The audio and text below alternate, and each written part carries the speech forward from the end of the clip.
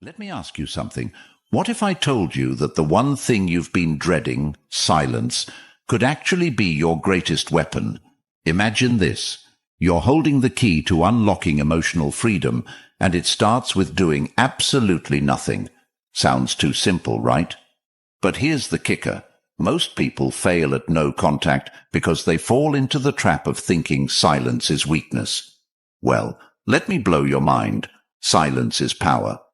In this video, we're going to rip apart the myths around no contact, flip the script on what you've been told, and hand you the blueprint to turn emotional chaos into unstoppable strength. And you're here because you've tried everything, haven't you?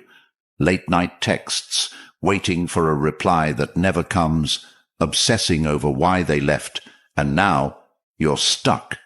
You're thinking, does no contact really work? Or am I just torturing myself? Here's the brutal truth. Most people fail at no contact because they focus on the wrong thing, the other person. That's where you're going wrong. This isn't about them, it's about you. And the sooner you understand that, the faster you'll stop playing games with your own sanity. In this video, I'm going to give you 10 hard-hitting truths about staying strong during no contact, and we're not holding back. I'm talking about the stuff no one wants to say, the raw truths that will wake you up and change your life. But here's the deal. You have to be willing to hear it. No sugarcoating, no fluff, just raw, unfiltered truths that will make you rethink not just your relationships, but how you see yourself. By the end of this video, you won't just survive the silence, you'll own it. Stay with me until the end. Trust me, the truth will make you rethink every choice you've made in relationships. Ready to hear it? Then hit that subscribe button right now, comment, "I'm ready," if you're ready to watch this video till the end. Now let's get started. Number 1. Understanding the challenge. The hardest part of no contact isn't the silence. It's the stories you tell yourself about that silence. You're sitting there, staring at your phone, wondering why they haven't called. You start thinking, maybe they've moved on. Maybe they never cared. Maybe I'm not good enough. Let me stop you right there. These thoughts aren't reality. They're lies your mind creates to fill the silence. Here's the truth. Humans crave closure. We'd rather have a messy, painful answer than the discomfort of not knowing. But here's the hard pill you need to swallow. Sometimes no answer is the answer. Let that sink in. Silence speaks louder than words, but only if you're willing to listen. The challenge of no contact isn't just external, it's internal. It's about quieting the noise in your own head and recognizing that your value doesn't come from someone else's attention. Think about it like this. You've been running a marathon with someone who stopped caring about the race long ago. While you're sprinting, they're on the sidelines, watching you exhaust yourself. No contact is the moment you decide to stop running and catch your breath. It's not giving up. It's giving yourself a chance to recover. And let's not sugarcoat it. It's going to hurt. Like ripping off a bandage, the pain is sharp and immediate. But what's the alternative? Staying in a cycle of hope and disappointment, clinging to breadcrumbs of attention. You deserve more than that. You deserve the whole damn loaf. Now I know what you're thinking, but what if they forget about me? Let me flip that question around. What if they don't? What if your silence forces them to see what they've lost? The truth is, people only value what they fear losing. When you stop being available at their convenience, you stop being taken for granted. That's not manipulation. That's self-respect. Every time you feel the urge to text them, ask yourself this: what am I really hoping to achieve? If the answer is anything other than your own peace of mind, don't hit send. The silence you're avoiding is the very thing that will set you free. Number 2. The power of emotional detachment. The reason no contact feels so impossible is because you've tied your happiness to their actions. If they text, you're happy. If they don't, you spiral. That's not love. It's dependency. And here's the kicker. They feel it. People can sense when you need them more than they need you, and it gives them all the power. Emotional detachment isn't about shutting off your feelings. It's about reclaiming your power. Right now, your emotions are like a puppet on a string, and they're holding the controls. Every time they ignore you, you feel worthless. Every time they reach out, you feel validated. But what if you cut the strings? What if you stopped letting their behavior dictate your worth? Here's a secret most people won't tell you. Detachment makes you irresistible. Why? Because people are drawn to those who don't need them. The moment you stop seeking their validation is the moment you become intriguing. It's human nature. We want what we can't have. But let's take it deeper. Emotional detachment isn't just about them. It's about you. It's about learning to find peace within yourself. Think of it like this. If you're standing in the middle of a storm, you have two choices. You can either fight the wind and get blown around, or you can stand still and let it pass. Detachment is standing still. It's recognizing that you can't control the storm, but you can control your reaction to it. Here's a practical step to start detaching emotionally. Create distance, not just physically, but mentally. Every time you catch yourself thinking about them, redirect that energy to something productive. Start a project, learn a skill, hit the gym. Do anything that reminds you of your own capabilities. The more you focus on yourself, the less power they have over you. Detachment isn't a one-time decision. It's a daily practice. You'll have moments of weakness, and that's okay. Progress isn't about perfection. It's about persistence. Keep showing up for yourself, even on the days when it feels impossible. Number 3. Trusting your decision. You've decided to go no contact, but now the doubts are creeping in. What if I'm making a mistake? What if they think I don't care? What if they move on? Let me stop you right there. These thoughts are fear talking, not logic. And fear has one job, to keep you stuck. The decision to go no contact isn't just a strategy. It's a statement. It says, I value my peace more than your attention. I choose myself over this cycle of hurt. And that's a choice most people are too scared to make. They'd rather stay in the comfort of dysfunction than face the discomfort of growth. But let me ask you this. What has chasing them ever gotten you? Has it made them love you more? Has it brought you peace? Or has it left you feeling drained and defeated? No contact isn't about punishing them. It's about saving yourself. It's about stepping back and giving yourself the space to heal. No contact isn't about waiting for them to come back. If that's your goal, you're missing the point. This isn't about them. It's about you. It's about breaking free from the need for their validation and learning to stand on your own 2 feet.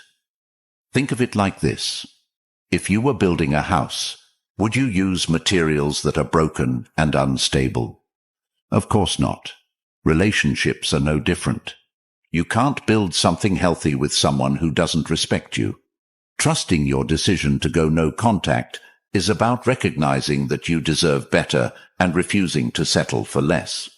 Here's an exercise for when doubt creeps in. Write down the reasons you chose no contact in the first place. Be brutally honest. Maybe they disrespected you. Maybe they didn't prioritize you. Whatever the reason, put it on paper. Then, whenever you feel tempted to break no contact, read that list. Let it remind you why you made this choice and why it's worth sticking to. And here's the truth most people won't tell you. No contact doesn't guarantee they'll come back. But it does guarantee one thing. You'll come back to yourself. You'll rediscover the parts of you that got lost in the relationship. You'll remember what it feels like to be whole, not because someone else completes you, but because you complete yourself. Trusting your decision is about playing the long game. It's about choosing growth over instant gratification. Growth is never easy, but it's always worth it. So the next time you find yourself questioning your choice, remember this. The person you're becoming is worth the discomfort of letting go. Number 4. Embracing discomfort. No one likes discomfort. It's why we cling to toxic relationships, send that desperate, "Hey, how are you?"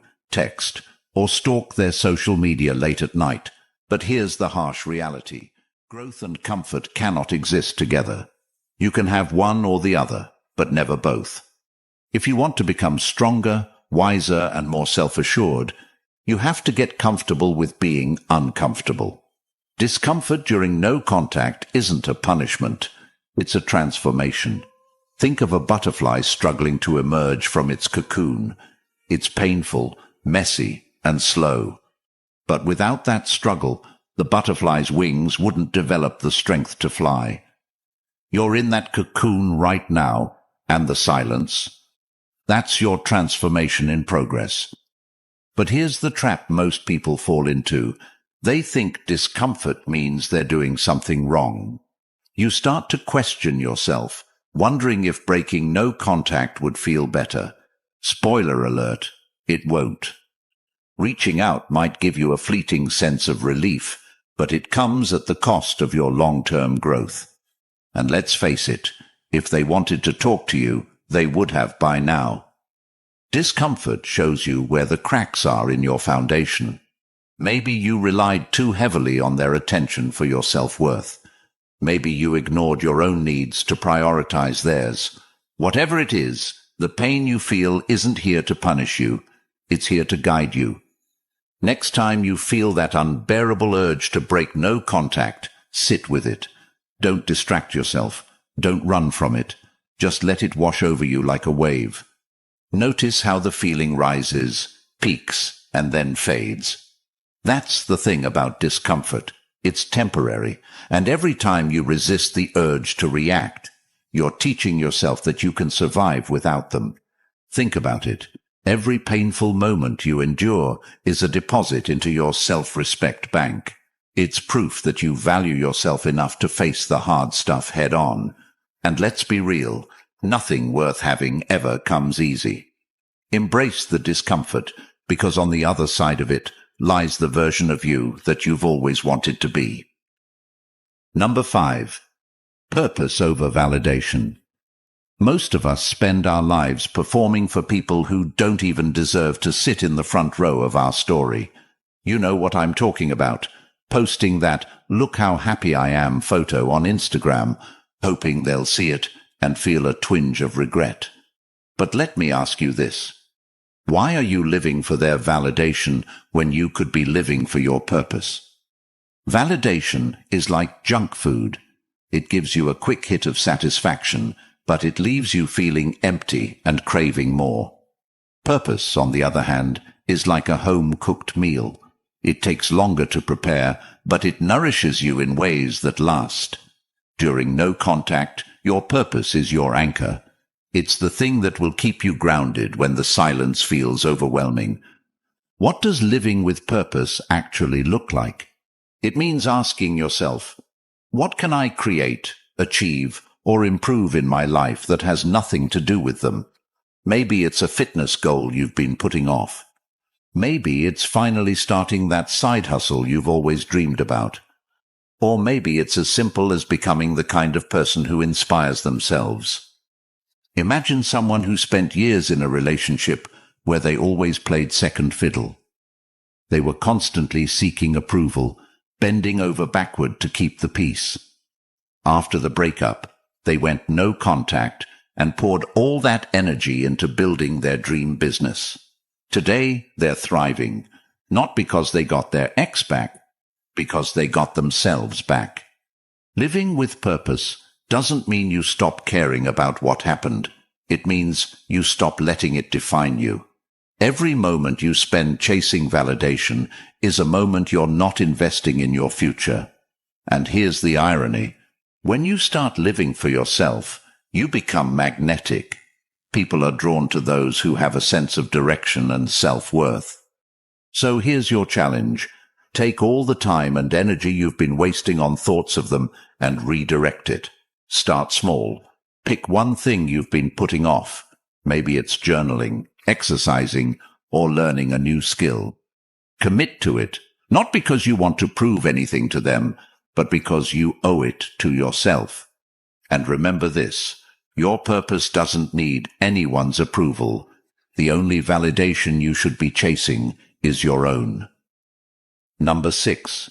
Building resilience. Resilience isn't something you're born with, it's something you build, brick by brick, choice by choice. Right now, you're in the trenches of emotional warfare. No contact feels like a battle between your better judgment and your need for closure. But here's the good news. Every time you resist the urge to reach out, you're building a fortress of resilience. Let me break it down. Resilience is like a muscle. The more you use it, the stronger it gets. Every time you say no to breaking no contact, you're flexing that muscle. At first, it feels impossible. You'll have moments of weakness where you stare at your phone, drafting texts you'll never send. But over time, it gets easier. The silence stops feeling like a punishment and starts feeling like peace. Create a daily ritual that reinforces your strength. Maybe it's a morning journal where you write down 3 things you're proud of. Maybe it's a workout routine that makes you feel powerful. Or maybe it's as simple as repeating an affirmation like, I choose myself. Whatever it is, make it a habit. Habits are the foundation of resilience. Think of resilience as your armor. It doesn't make the battles disappear, but it protects you from the wounds that used to cut deep. And let's not forget, resilience isn't about never feeling pain. It's about rising every time you fall. You're going to have bad days. You're going to have moments when the silence feels unbearable, but resilience is what will carry you through. Resilience is sexy. There's nothing more attractive than someone who can weather the storms of life and come out stronger. When you build resilience, you're not just surviving, you're thriving. You're showing yourself and the world that you're unbreakable. The next time you feel tempted to break no contact, remember this. Every choice you make is either building your resilience or tearing it down. Choose wisely, because the person you're becoming, they're worth it. Number 7. Accepting reality. The hardest truths are the ones we avoid the most. You know exactly what I mean. That gnawing feeling in your gut when you replay old conversations, wondering if you could have done something differently to save the relationship. It's a mental movie that never stops playing, and yet deep down, you know the truth. If the relationship was meant to work, it would have. No amount of overthinking will change that. Sometimes love isn't enough. Sometimes people aren't ready for the kind of connection you offered. And sometimes they simply don't value you the way you deserve to be valued. Let that sink in for a moment. It's not about blaming them or blaming yourself. It's about accepting that not every chapter of your life will have a happy ending. And that's okay, because endings aren't failures, they're transitions. Most people resist reality because it's painful. You tell yourself stories to soften the blow. Maybe they'll change. Maybe they didn't mean to hurt me. Maybe if I just try harder, they'll come back. These maybes are the chains that keep you tied to the past. And the longer you hold on to them, the harder it becomes to move forward. Acceptance isn't about giving up. It's about setting yourself free. When you accept reality, you take back the power you've been giving away. You stop waiting for closure from someone who's never going to give it to you. You stop hoping for an apology that might never come. And most importantly, you stop letting someone else's actions define your worth. Think of acceptance as ripping off a bandage. It hurts like hell at first, but once it's done, you can finally start to heal. And let's be clear, healing isn't linear. You'll have days where you feel like you're moving on, and days where you feel like you're back at square one. That's normal. What matters is that you keep moving forward, even if it's just one step at a time. Write down the truths you've been avoiding. Be brutally honest. Maybe the truth is that they didn't prioritize you. Maybe the truth is that the relationship was one-sided. Whatever it is, put it on paper. Seeing it in black and white can be a powerful wake-up call. And every time you feel tempted to break no contact, read those truths aloud to yourself. Let them remind you why moving on is the only option. Acceptance doesn't mean you stop caring. It means you start caring about yourself more. It means you stop hoping for a future with someone who isn't meant to be in your life and start building a future that's centered around your own happiness. And here's the irony. The moment you stop chasing them is the moment you start finding yourself. Number 8. Turning pain into power. Pain is one of life's great inevitabilities. If you're human, you've felt it. The sting of rejection, the ache of loss, the hollow emptiness of being left behind. But here's the truth about pain. It's not your enemy. It's your teacher. It's here to show you where you need to grow, where you've been neglecting yourself, and where you need to make changes. Think about it. Every scar you have, whether it's physical or emotional, tells a story of survival. And right now, you're in the middle of writing one of the most important chapters of your life. The pain you feel today is shaping the person you'll become tomorrow. So the question isn't, how do I get rid of this pain? It's, how do I use this pain to grow? Here's the secret most people won't tell you. Pain is the catalyst for transformation. Think about every great success story you've ever heard. Behind every triumph, there's a struggle. Behind every victory, there's a battle. And behind every strong person, there's a moment of pain that forced them to rise above it. You're in that moment right now, and while it might feel like the end, it's actually the beginning. The beginning of a stronger, wiser, more resilient version of yourself. But here's the catch. You have to be willing to face the pain head on. You can't numb it with distractions or run from it with quick fixes. You have to sit with it, learn from it, and let it guide you toward the person you're meant to become. Let me give you a practical way to turn your pain into power. Channel it into something productive. Start by asking yourself, what have I been neglecting in my life? Maybe it's your health, your career, or your personal goals. Whatever it is, use the energy of your pain to fuel your growth. Take that anger, sadness, or frustration and turn it into action. Sign up for a class, hit the gym, start a journal. Do something, anything, that reminds you of your own strength. Here's another secret. Pain has a way of revealing your true priorities. When you're in the thick of it, you start to see what really matters.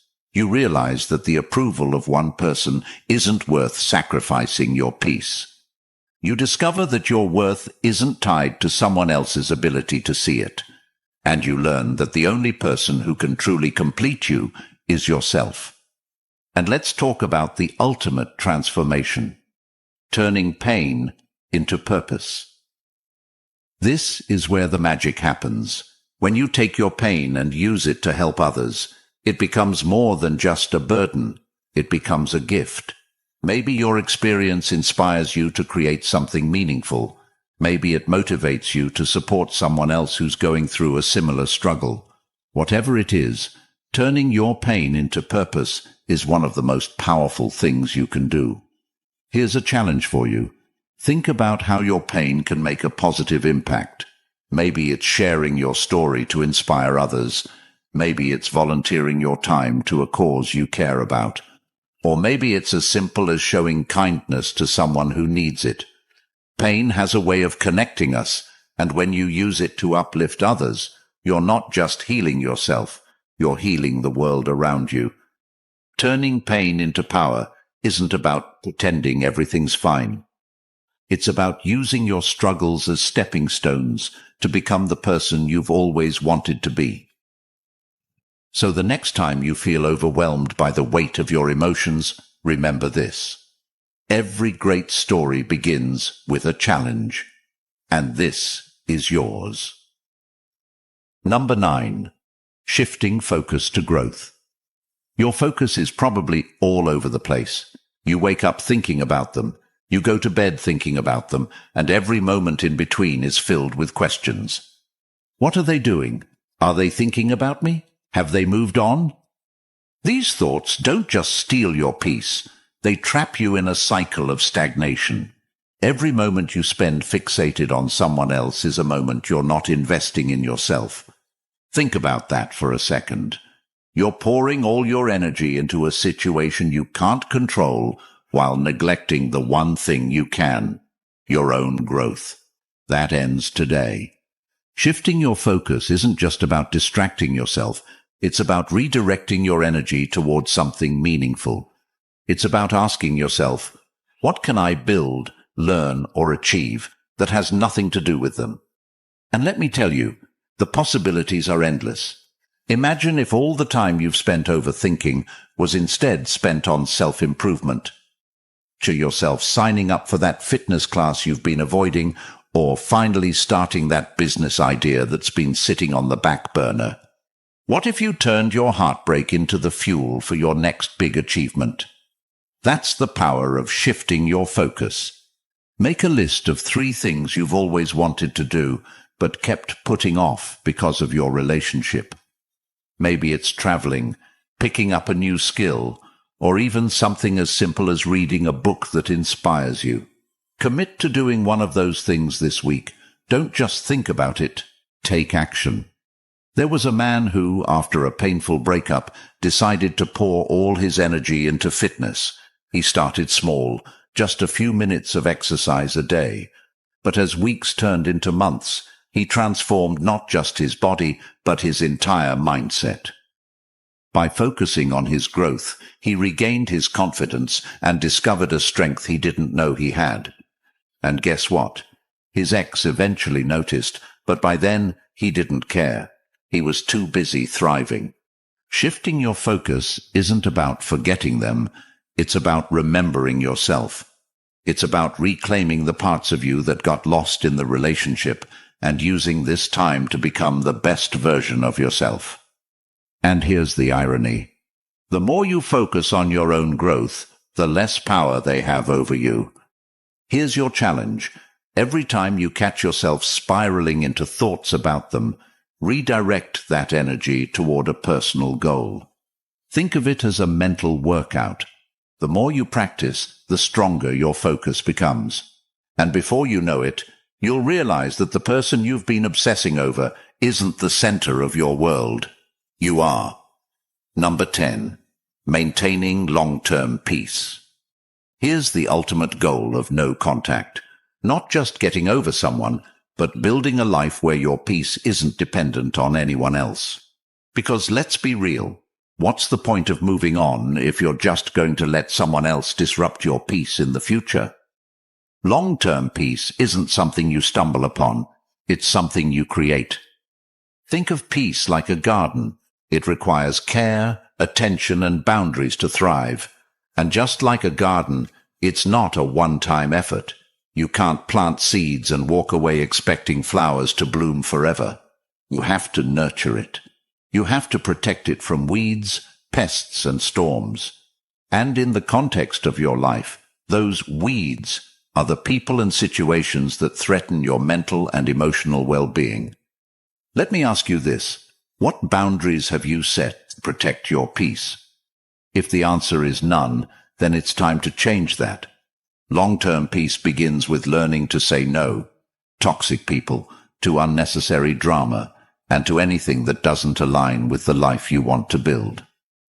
Identify one area of your life where your peace is being compromised. Maybe it's a friend who constantly drains your energy, or a habit that keeps you stuck in the past. Whatever it is, take action to remove or address it. Your peace is non-negotiable, and anything that threatens it doesn't deserve a place in your life. But let's take it deeper. Long-term peace isn't just about avoiding negativity, it's about cultivating positivity. It's about filling your life with people, activities, and goals that uplift you. Think about the moments in your life when you felt truly at peace. What were you doing? Who were you with? Use those moments as a blueprint to create more of the same. And here's the part most people overlook. Peace isn't the absence of challenges. It's the presence of resilience. Life will never be completely free of stress or difficulties, but when you've built a foundation of peace, those challenges lose their power to derail you. Instead of reacting, you respond.